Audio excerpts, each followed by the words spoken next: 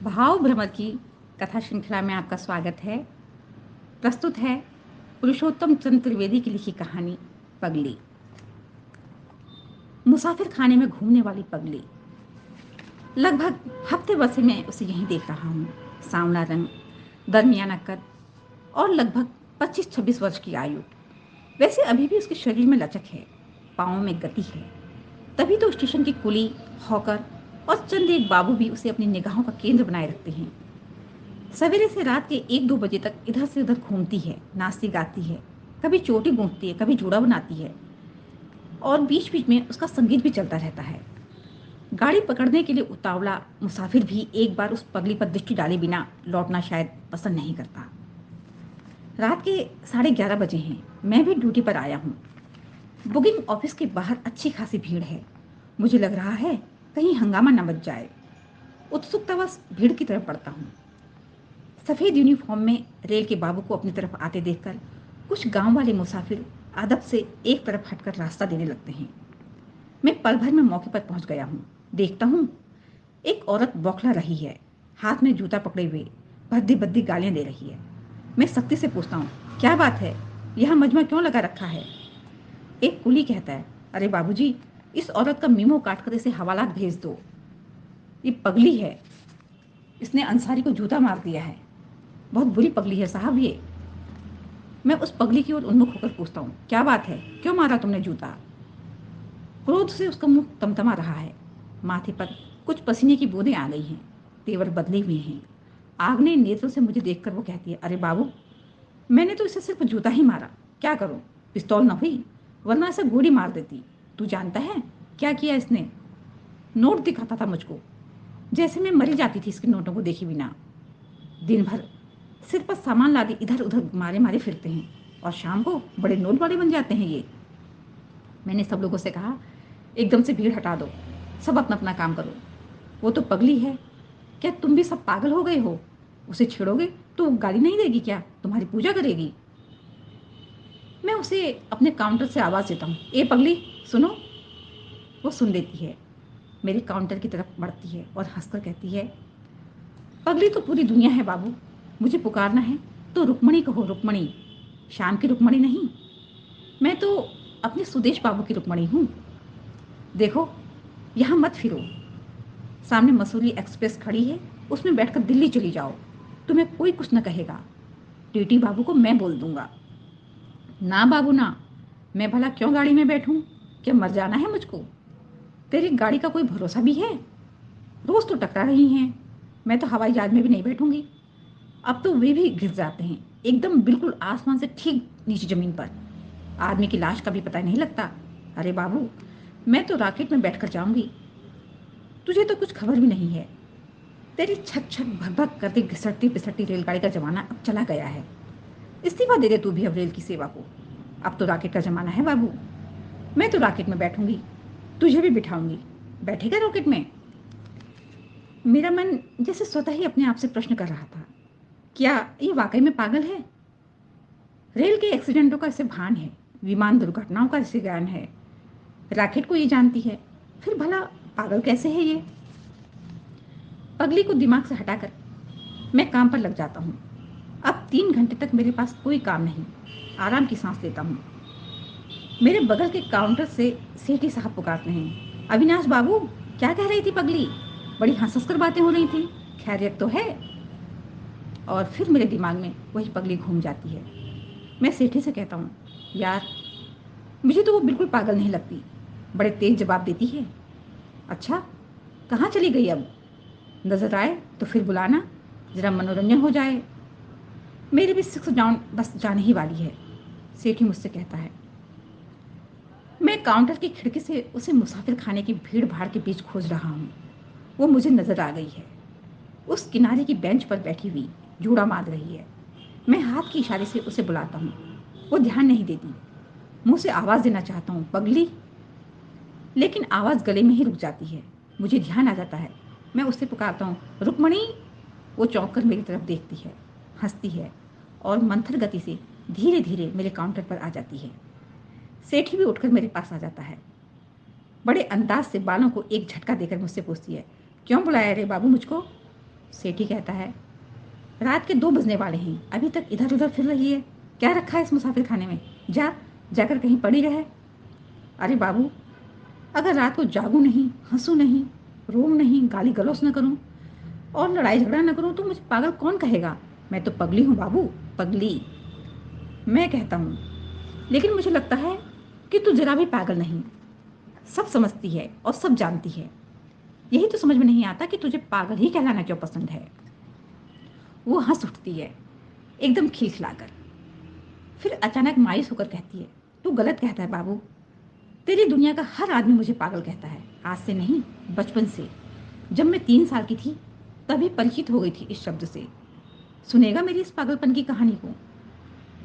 मैं सहज ढंग से सिर हिलाकर उसकी कहानी सुनने की इच्छा प्रकट करता हूँ।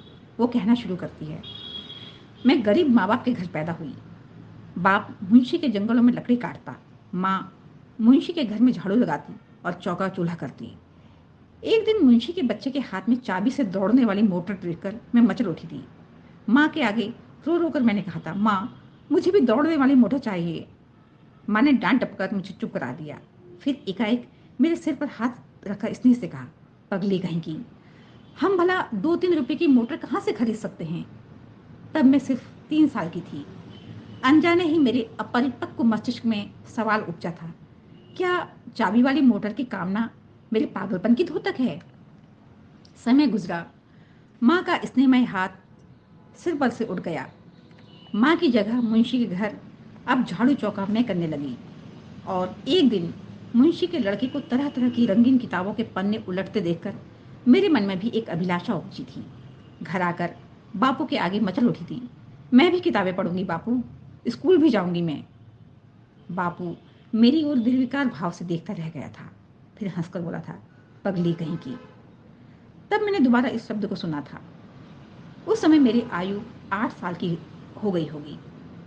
मन ही मन बहुत विश्लेषण करना चाहा था इस तथ्य का मैंने, कि मुंशी का लड़का चाबी वाली मोटर दौड़ा सकता है, रंगीन पन्नों वाली किताबें पढ़ सकता है, उसे कोई पागल नहीं कहता। मैं ही पगली क्यों? परंतु आज तक उस पहेली को सुलझा नहीं पाई। समय और आगे बढ़ा।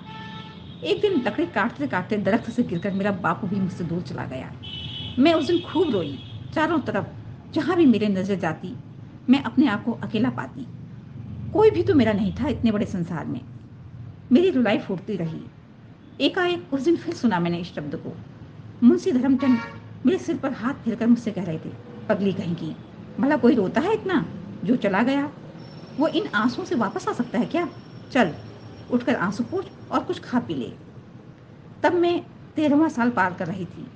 मन में प्रश्न उठा था, क्या आकस्मिक रूप से मरे हुए बाप की स्मृति में उसकी इकलौती निस्सहाय गरीब लड़की का रोना भी इस दुनिया को पागलपन दिखता है क्या? मुंशी धर्मचंद मेरे लिए दयालु सिद्ध हुए। मुझे अपने ही घर में उन्होंने शरण दी। वहां मुझे कोई कमी न हुई। खाने पहनने को मिलने लगा। मन ही मन मैं धर्मचंद की पूजा करने लगी।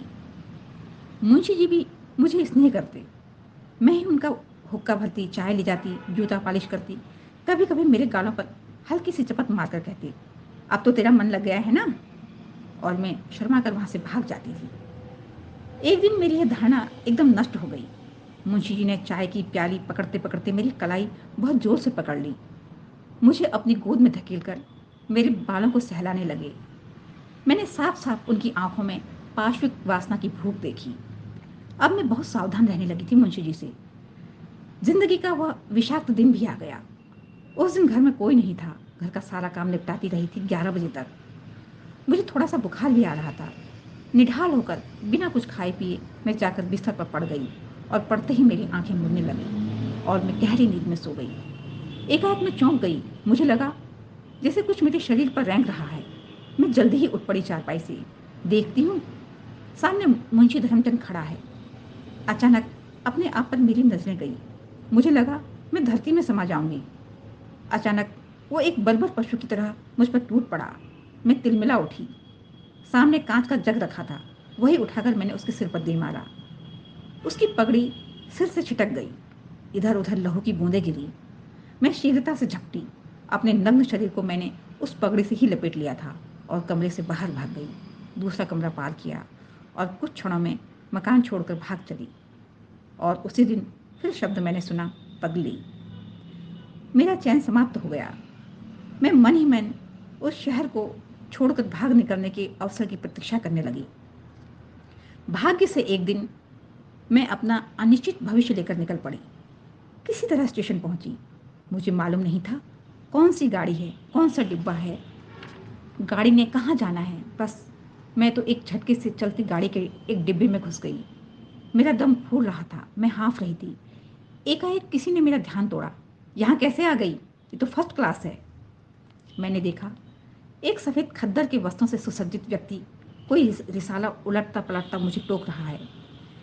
मैंने याचना भरी निगाहों से उसकी तरफ देखकर कहा, बहुत दुखियारी हूँ साहब, मैं जमीन में बैठकर ही चली जाऊंगी।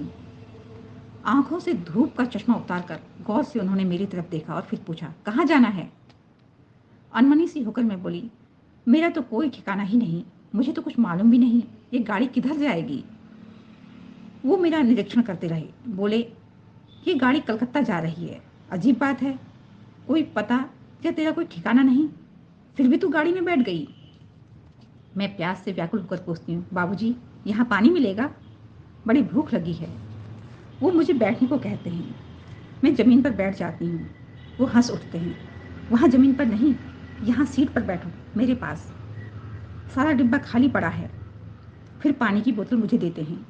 फलों की टोकरी में से 2 सेब और कुछ अंगूर निकाल कर देने लगते हैं। मैं झपटना चाहती हूँ। वो कहते हैं, ऐसे नहीं, पहले सीट पर आराम से बैठो, सुस्ताओ, फिर खाओ, तुम काफ़ी परेशान भी हो।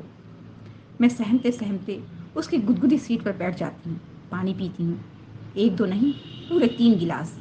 फिर फलों पर टूट पड़ती हूँ। एकाएक वे मुस्कुरा पड़ते हैं, जेब से बटुआ निकाल कर खोलते हैं। मैं चौंक कर देखती हूँ। 100-100 के इतने नोट। एक 10 का नोट निकाल कर मुझे देकर कहते हैं, इसे पास में रख लो, बहुत काम आएगा। कांपते हाथों से मैं नोट थाम लेती हूँ। एकाएक बाबूजी मुझसे सट कर बैठ जाते हैं। मुझे बाबूजी में मुंशी धर्मचंद का रूप नजर आता है। वही नजरें, वही मुख। मैं बिफर कर खड़ी हो जाती हूँ। अब वे मुझसे ज़बरदस्ती करना चाहते हैं। मेरी निगाह अचानक जंजीर पर जाती है। मैं जंजीर पकड़कर लटक जाती हूँ। वे एकदम परेशान हो जाते हैं, फिर खिड़की के पास आकर खड़े हो जाते हैं। मैं अवाक होकर सुनती हूँ। बाबूजी गाड़ी के खड़े होते ही चिल्लाकर कह रहे हैं, अरे कोई है? गार्ड साहब, जंजीर मैंने खींची है। इस डिब्बे में कोई पगली घुस आई है, पता नहीं क्या कर डाले। निकालो उसे जल्दी यहाँ से, सफ़र करना भी दुश्वार हो गया है। गार्ड टीटी मुझे देखते हैं और एक सिपाही मेरा हाथ पकड़कर कहता है, बाहर निकल पगली, और धक्का मारकर बाहर निकाल देता है। फिर वही पगली, अरे बाबू, क्या क्या सुनाऊं तुझे, क्या क्या बताऊं? 3 साल से 26 साल तक इसी तरह शब्द को मैं सुनती आई हूँ। उत्सुकता व सहानुभूति से द्रवित होकर मैं पूछता हूँ, आगे सुनाओ, फिर क्या हुआ? वो कुछ सुनकर और कुछ देर चुप रहकर फिर कहने लगती है, फिर उसी गाड़ी का टीटी मुझसे मिलता है एक दिन। टीटी मुझे पहचान लेता है, इशारे से अपने पास बुलाता है, चाय की एक प्याली मुझे भी देता है। मेरी सारी बातें बड़े ध्यानपूर्वक सुनता है कुछ देर। फिर सोचकर वो मेरा हाथ पकड़कर कहता है, तुझे सहारा चाहिए रुक्मणी, मैं दूंगा तुझे सहारा। फिर स्वयं बुदबुदाता है, मुझे किसी की परवाह नहीं, मैं खुद अपनी मर्जी से अपना घर बनाऊंगा। सुदेश मुझे एक छोटे से कमरे पर लाता है। 2 चारपाइयाँ व एक बिस्तर पर जैसे तैसे हम अपना गुजारा करते हैं। 4-6 बर्तन भी ज़रूरत के कारण वो ले आता है। सचमुच उसने मुझे बड़ा प्यार किया। हर दूसरे तीसरे दिन वो आता, बढ़िया बढ़िया चीज़ें लाता, शाम को सिनेमा ले जाता, बगल में लेकर सैर कराता और फिर बाहों में जकड़ कर प्यार करता। स्नेह से मेरे बालों पर हाथ फेरता, फिर जल्दी ही आने का वायदा करके काम पर चला जाता। मुझे अब पूरी तरह संतुष्टि मिल गई थी, कहीं कोई अरमान बाकी न था। लेकिन भाग्य में न जाने क्या क्या शेष था अभी। एक दिन ट्रेन के फुटबोर्ड से पांव फिसलकर सुदेश पटरियों के बीचों बीच कटकर इस संसार से विदा हो गया। उसकी कटी फटी विकृत लाश को मैं छू भी न सकी। मैं सुदेश की लाश से लिपटकर रो रही थी, पर मुझे लोगों ने एकदम दुत्कार दिया, क्या रिश्ता है सुदेश से तुम्हारा? मैं चित्कार कर बोली, मेरा सब कुछ तो यही है, मेरा घर, मेरा पति, मेरा सुहाग। और मैं रो पड़ी। मेरा रुदन फूट रहा था। मैंने सुना कोई कह रहा था, सुदेश तो शादीशुदा था ही नहीं। ये कोई पगली है, पगली, हटाओ इसे। और मैं सचमुच दूर कर दी गई वहाँ से। हाय, आखिरी बार उस पवित्र आत्मा के कटे फटे शरीर को भी जीवित करने देख सकी। एकाएक वो रुक गई, मेरी तरफ गौर से देखती रही, फिर बोली, बाबू, तुझे मैंने जो कहानी सुनाई है वो किसी को मत बताना, नहीं तो कोई मुझे पागल न कहेगा।